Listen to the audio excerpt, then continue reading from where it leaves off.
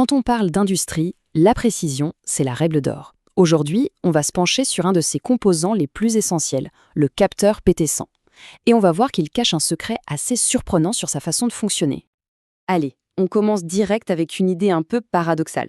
Ce capteur qu'on trouve absolument partout et qui est réputé super fiable, eh bien, il ne fait pas vraiment ce qu'on pense. Alors, à quoi il sert vraiment? En fait, sa seule et unique mission, c'est de mesurer une résistance électrique. En ohms. Point. C'est tout. Et c'est justement là que tout le paradoxe commence.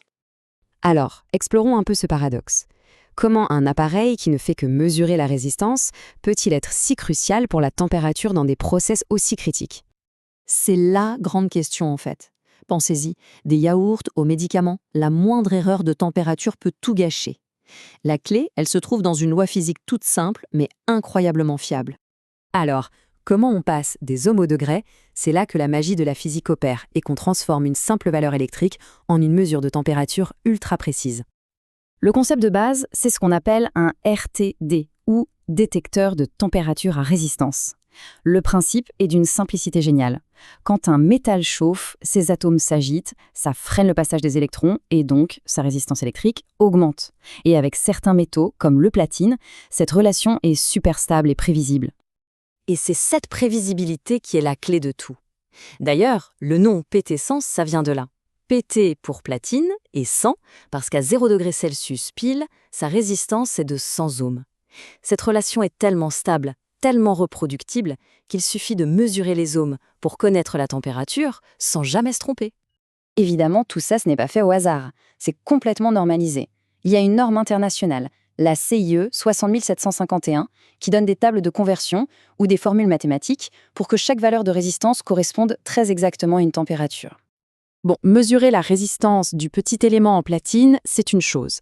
Mais il faut être sûr que la mesure n'est pas faussée par les câbles qui le relient. Et ça, c'est un détail qui a toute son importance. En gros, il y a 3 façons de faire. De montage à 2 fils, c'est le plus simple, mais pas le plus précis. À l'opposé, le 4 fils, c'est le top de la précision, parfait pour les labos. Et entre les deux, il y a le montage à 3 fils, qui est vraiment le standard dans l'industrie.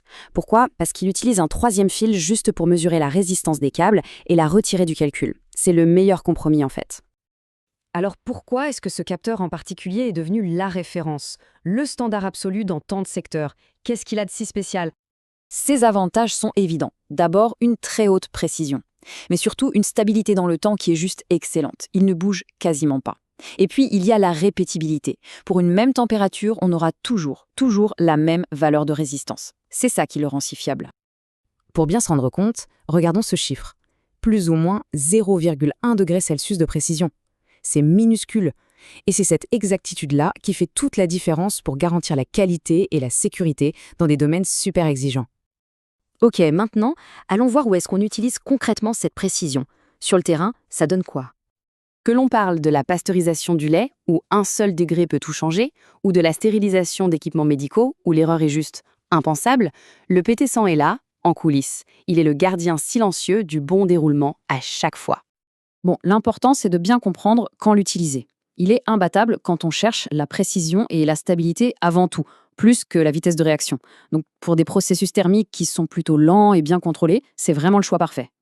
Mais pour être tout à fait honnête, il faut aussi connaître ses limites. Ce n'est pas la solution magique à tous les problèmes. Par exemple, pour des températures vraiment très élevées ou quand ça change à toute vitesse, un thermocouple sera souvent un meilleur choix. Le PT100, lui, il est un peu plus lent à la détente. C'est le compromis à faire en fait. D'un côté, on a la précision et la stabilité, de l'autre, la vitesse de réponse.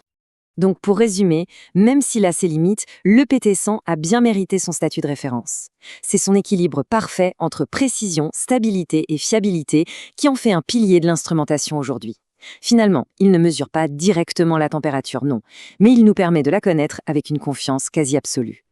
La prochaine fois qu'on observera un processus industriel qui tourne comme une horloge, il y a de grandes chances qu'un de ces petits capteurs soit tranquillement en train de mesurer des ohms quelque part. Ce qui nous amène à la vraie question, celle des experts. Comment le câbler parfaitement pour en tirer le maximum de précision?